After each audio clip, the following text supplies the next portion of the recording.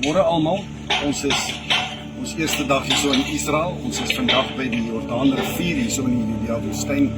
En vandag is bootdiens, ons het 'n paar kandidate wat hier die doopwater gaan. Kyk agter my, pragtig lyk die Jordaan, dis somer, dis warm. So dis nie reënval nou nie, so die Jordaan se vloei is maar swak. Maar wat 'n voorreg om hier te wees waar Jesus gedoop was en 'n voorreg om saam met die mense in die water te klim. Volgende keer kan jy saam, ek nooi jou, kom saam met ons na hierdie mooi land toe en kom ervaar wat ons ervaar. Mag die Here jou rijk seën. En volgens jou eie geloofsbelijdenis en met jou glo in Jesus Christus. Vader, hierdie Seun, die Heilige Gees.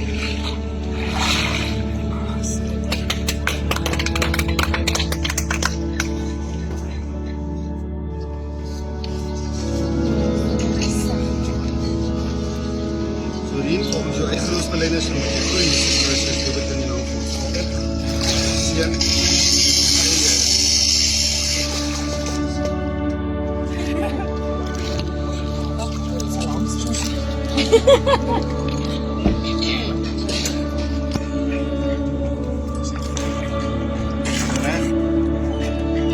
Baby, volgens jou eie geloofsbelijdenis en met jou glo in Jesus Christus, doop dit in die naam van ons Vader, Seun,